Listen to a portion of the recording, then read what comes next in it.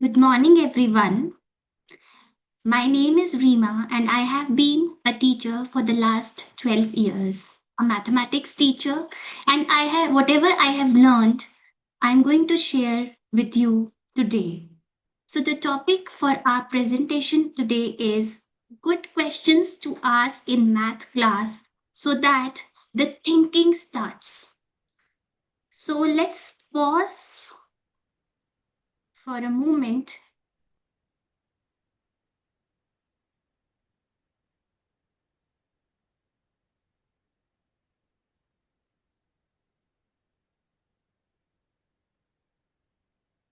Just a minute. Let's pause for a moment and see the beauty of mathematics. Just have a look at this amazing circle. What do you see in this circle? Is there anyone who would like to share their observations? What do you see?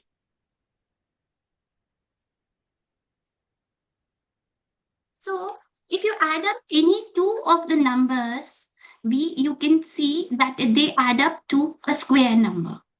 15 plus 1 is 16, 21 plus 4 is 25, 19 plus 30 is 49, 24 plus 25 is again 49, then 18 plus 7 is 25. So there is a beauty in this circle.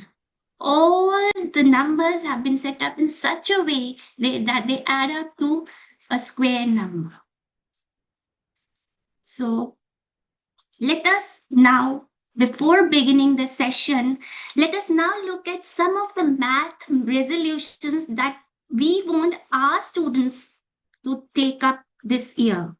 As a teacher, the first resolution that I would like my students to take up is that I will think before I calculate. Now, as a teacher, we have seen that what do our students do? They look at the question, read it, and just start calculating. But we as teachers have to inculcate the habit of thinking before calculating, the habit of strategizing before starting with the question.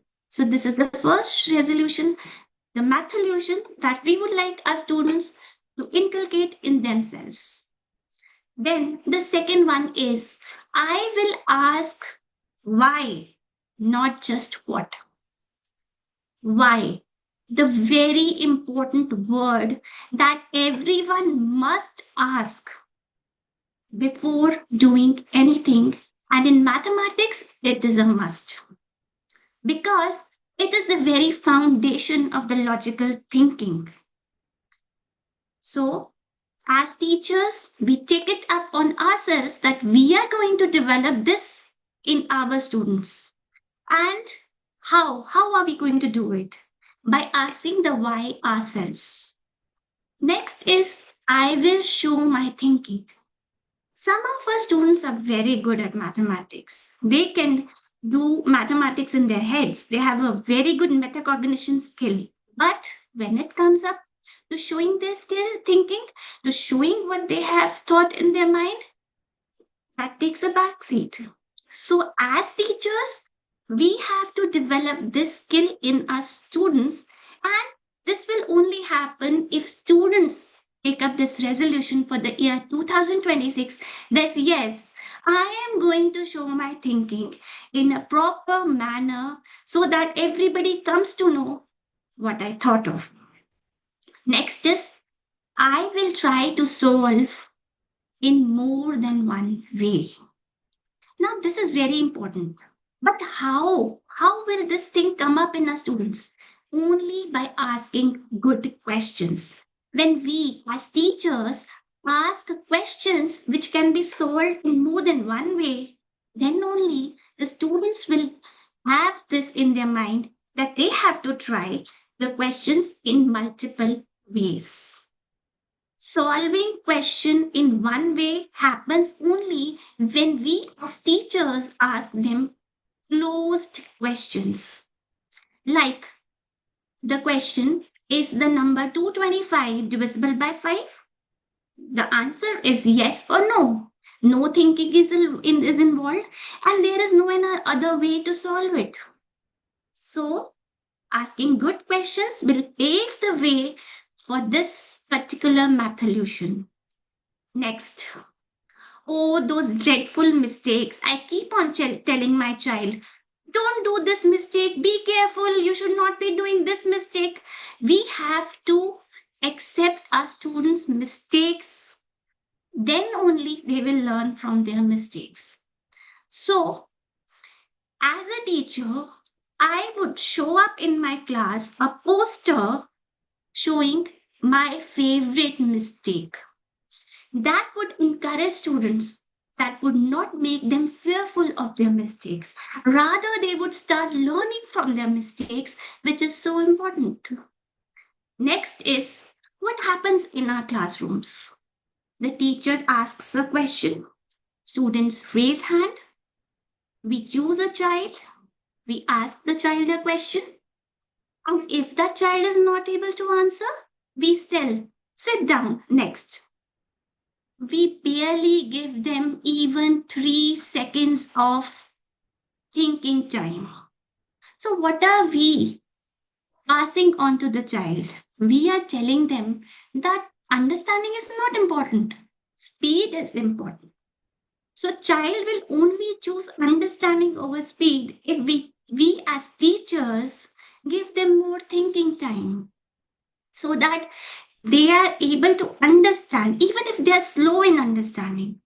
Slow math is not bad. Slow math is good math because it makes us see the patterns, the beauty of mathematics. So, the matholution, the last matholution for 2026 would be that I will choose understanding over speed. So, let us begin our session with this and let us think first. Now, think about this question.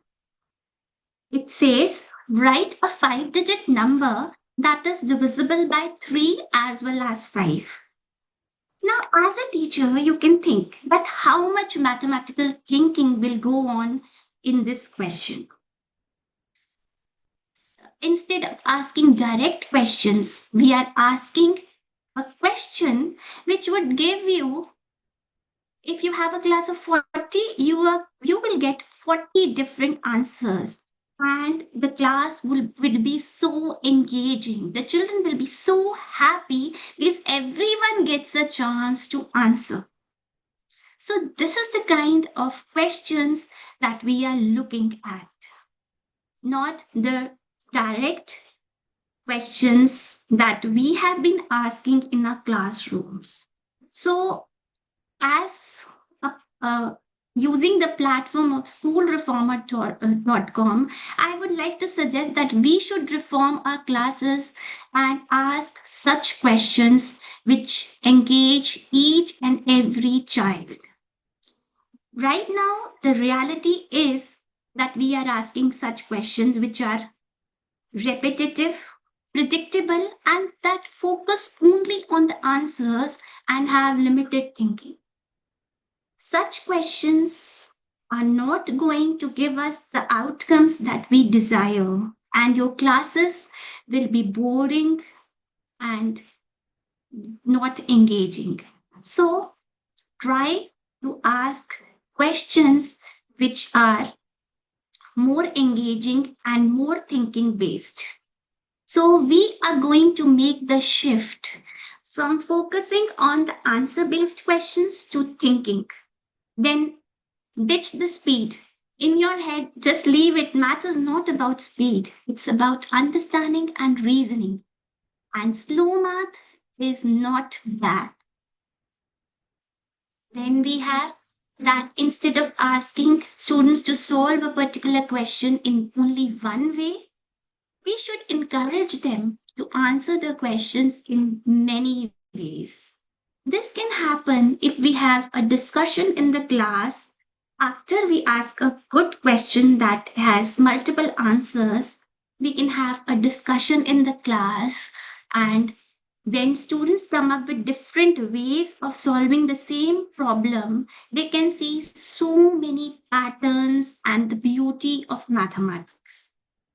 So, this is one thing we are going to promise.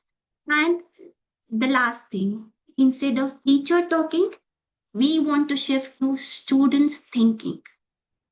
So, let us see how some questions can do this for us. Now, look at this question which says, think of two numbers that have LCM equal to 36. Instead of giving students two numbers, asking them the LCM, we are going to ask this question because it makes them think of the numbers. And in the process, when they are thinking of two numbers and finding out the LCM, they are getting the practice also. They are getting hold of number sense, which is so important in mathematics. So just try it out. Try out this question and you can type in your answers in the chat.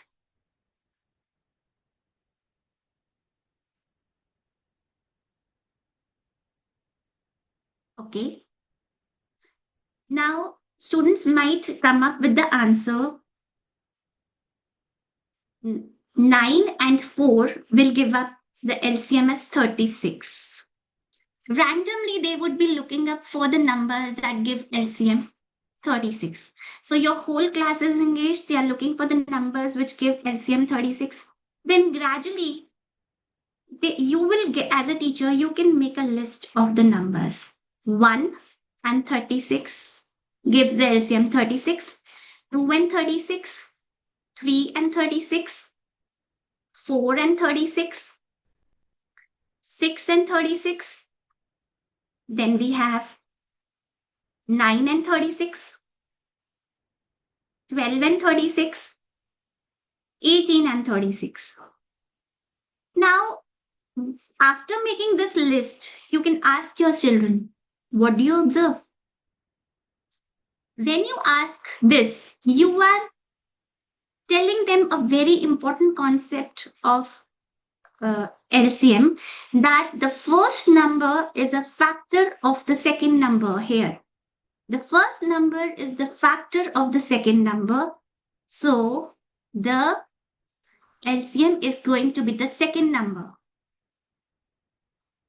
So you can make them apply by asking them a set of problems like 7 and 49. What is the LCM? Straight away they will say the LCM is 49. Then 12 and 48. What is the LCM? LCM is 48. Why? Because 12 is a factor of 48. 7 is a factor of 49. Then next set was 9 and 4. 9 and 4. 9 and 4. What kind of numbers are these? These are co-prime numbers. So they also give us the LCM of 36.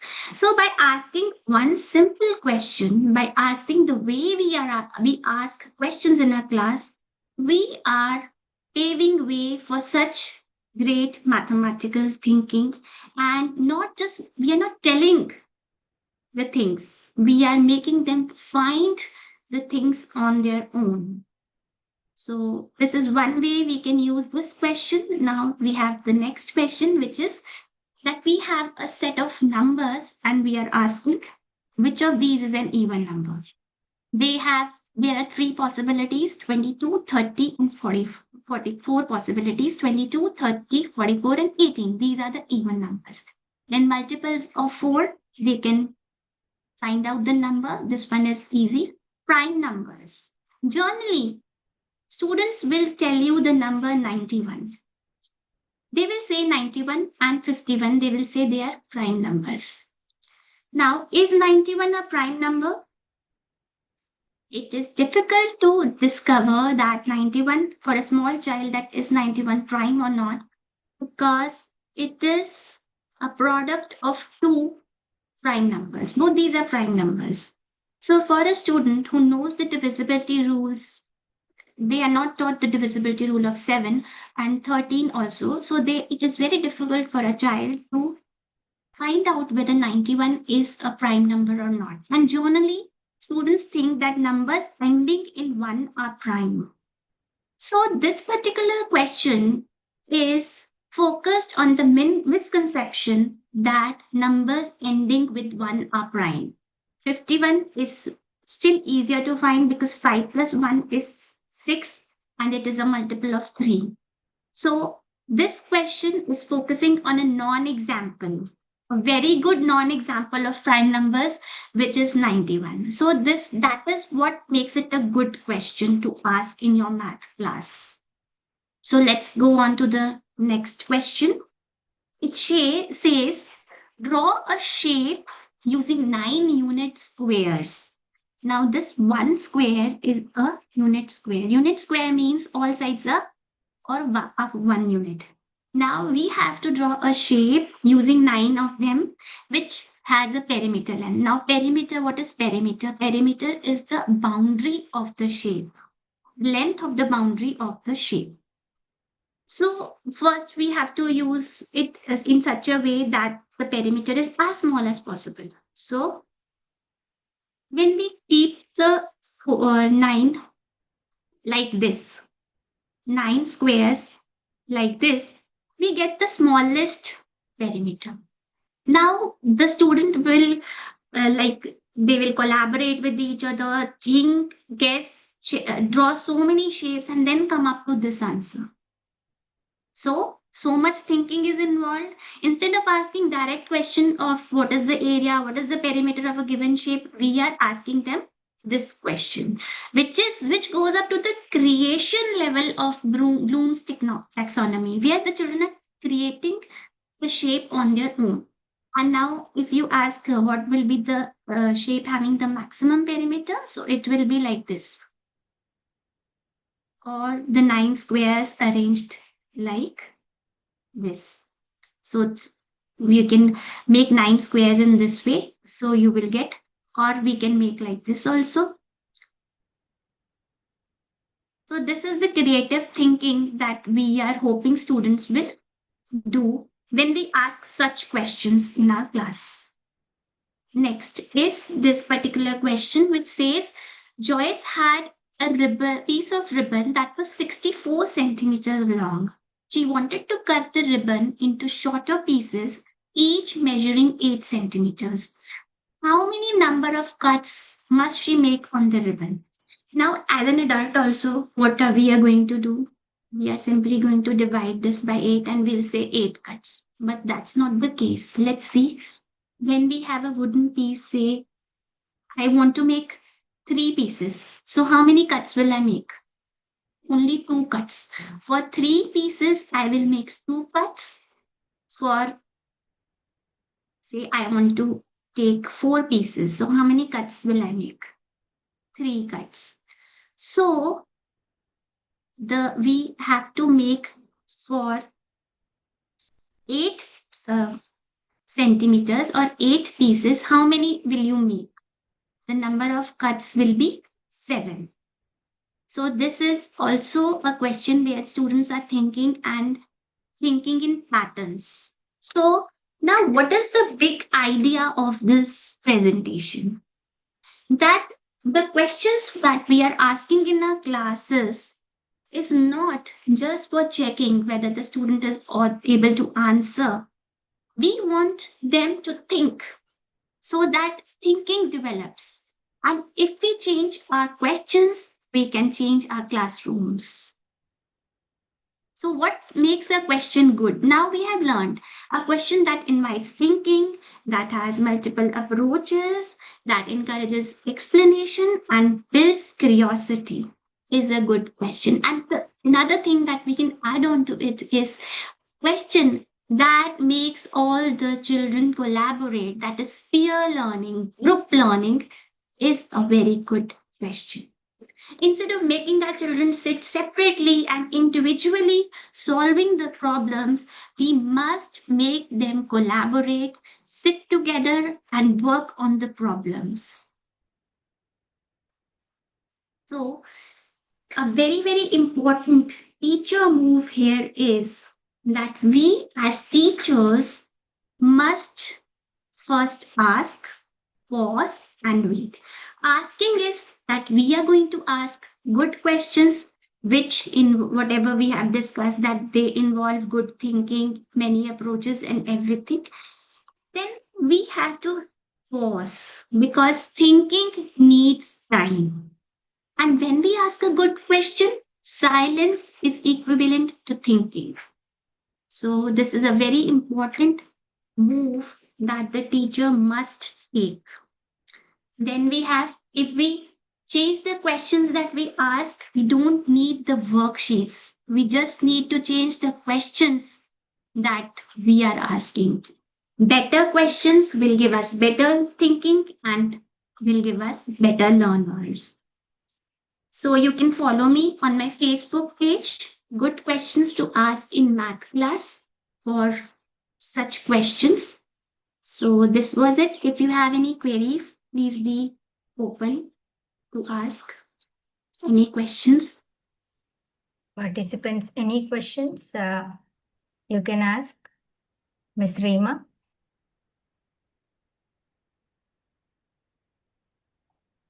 Everyone?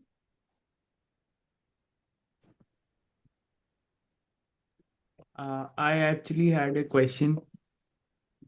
Please go ahead, sir. Yes, ma'am. Actually, when I was back in like ninth or eighth grade, I always used to feel frustrated regarding that I was not able to solve questions and do things faster. Because right now also sometimes this happens, but now I feel like the things like I'm in 12th grade right now, so now I feel like the things are more they are more intricate, so it's fine to move slowly. But back then I used to feel like it's not like back then I used to feel like why am I so slow in just basic things. So how can we how can students how can that mindset be changed to actually encourage students to be helpless, like learned helplessness, where they're just sitting with the problem for long enough so that they can understand what it actually is. Yeah. So actually, first of all, get rid of this idea that slow math is bad. Slow, if you're slow means that you are thinking. If you are thinking, you are trying to understand something, it's not bad, it's good. It's actually good. So first of all, be confident about yourself. Okay. And now, if you feel that you are slow, just start solving some logical puzzles like Sudoku. Then you have so many puzzles are there. Like Sudoku is there, um, like finding the missing numbers. Even if you are in grade 12, you can uh, find some time, say half an hour, to solve such puzzles so that you develop those logical skills that like your the metacognition skills improve. Metacognition is that holding too many ideas in your brain at the same time. So if that improves, your math is going to speed up. And in grade 12, like speed is also important, but understanding is more important. And if your understanding is good, automatically your maths or your other subjects, they will become fast. I hope this answers your question. Yes, thank you. Any more Anyone else? questions from the other participants?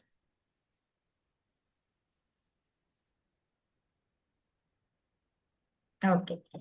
So, ma'am, I have a couple of questions to ask you, Ms. Reema. What Yeah. inspired you to focus on good questions in math classes? Actually, for the past 12 years, I have been developing math content.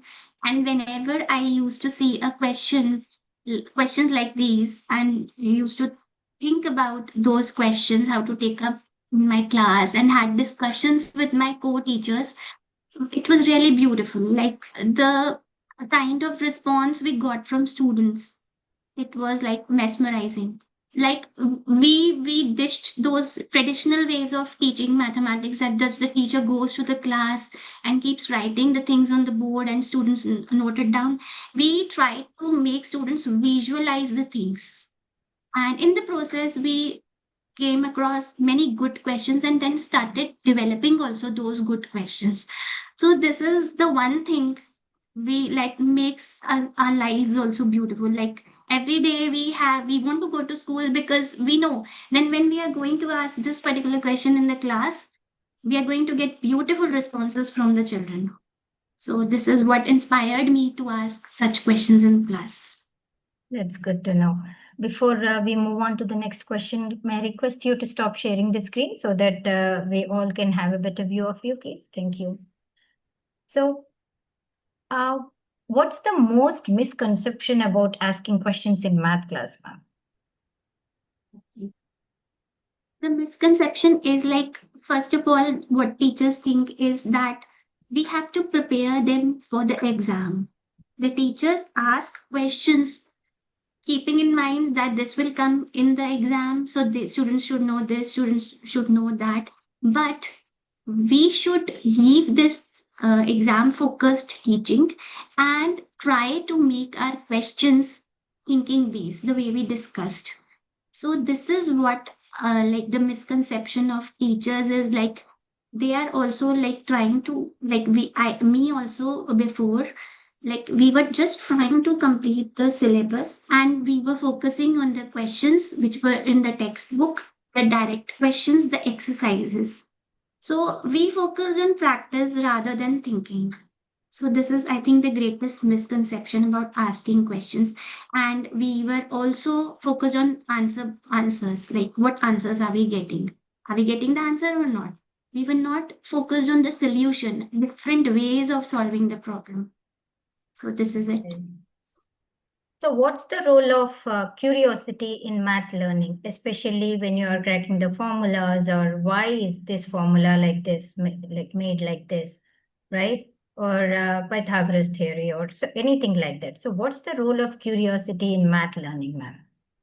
So I think that by nature, all human beings, all of us are curious. Like we have this curiosity to know the why behind everything. Even as if you see a small child, they ask around 400 questions a day. This is a fact. So slowly, gradually, they stop asking the questions. So why does this happen? Because they are not being handled. Their questions are not being handled properly by us, and we are not catering to their curiosity.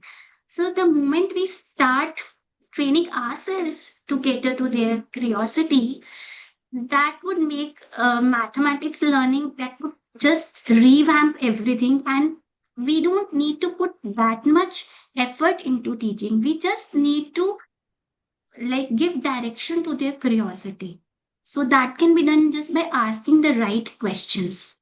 And this era of AI, the people who know how to ask the right question are going to survive. Right. Because everything, like you just look at the prompt engineering, what do I want to ask? Even if I want to use AI, what do I want to ask AI? What is my right question so that I get the right answer? So curiosity can be given a shape if we, first of all, give them the right way, the answers in the right way, and then we ask them the right questions, I think. Yes, curiosity promotes critical thinking too. That's what I believe in. So, ma'am, how can teachers balance guidance with letting students struggle? That's again my, I feel that struggle is very important in the class, and the students will struggle only then again that thing comes, like I'm not giving everything to the student in one go. I am hinting, like I'm giving them, okay, if I give them a pattern problem, so I just ask them, what do you observe in the this, what is, like there are a set of questions we can ask them so that they struggle also, but at the same time they are guided also. Their struggle is being guided, but we are not telling them everything, not giving up the whole thing, but also letting them struggle. Now the thing that is prevalent is like parents, they don't want their children to, parents and teachers, all the adults, we don't want our children to struggle. We try to help them at every small thing also. Similar thing is happening in our math classrooms also. The teacher will tell everything, the steps, the methods, and everything. And that clogs up the thinking of the child. So, struggle is important, but guidance is also important. So, we have to train ourselves as teachers how to make the both the things meet at one point, not to give in too much guidance and not to give make them struggle too much that they end up leaving everything. So that's what I think. Right, ma'am. Mr. Ashmit has a point to make. He says, I think there is always a bigger concept which needs to be paid attention to in a difficult problem. If you want to talk, sir, you can unmute yourself, please. Yes, ma'am. Yeah. Ma'am, actually, like, for example, I would say that in every other subject, in every other STEM subject, there is like in physics and chemistry as well, it's all just math because, like, mo even if you look at the first few chapters of chemistry, it's solutions and all of this stuff and molarity, and it's just like molarity, for example, is just a ratio in which the solution is, in which there how many kilograms of solvent is there in the, like, the number of moles of solute in 1 kilogram of solvent. So it is just basically a ratio, and like sometimes we just need to think what is constant in it. So we need to put like molarity equation. So why are we applying that exactly? That is the real question, because only number of moles is constant uh, in that. So we need to apply that molarity equation instead of just blindly applying it and remembering the type of question it was and just doing it in the exam and getting the marks. That won't really help someone if the level, if he or she is going to give an advanced exam or something like that. Yes. Yeah, I think very rightly said, because the now the thing that is going on is competency based questions. So what is the thing behind it? It's just that students have to see the big ideas behind each and every problem, so that if that particular question comes in a different avatar, like suppose it comes as a competency based problem, still the student is able to see the big idea behind that problem. So very rightly said, Mr. Ashwin, that we have to see the big idea behind every problem, that how we can learn from, we have solved a problem, how we can learn from that problem. It's not just how many problems we have solved, we have to learn from each and every problem, the strategies, the logic, the methods, and everything. Right. So, ma'am, uh, I just received a very good question from another teacher. She WhatsApped me. How can teachers model good questioning techniques? We That's it. Like, just so many resources are there on internet these days. Like, free resources are available.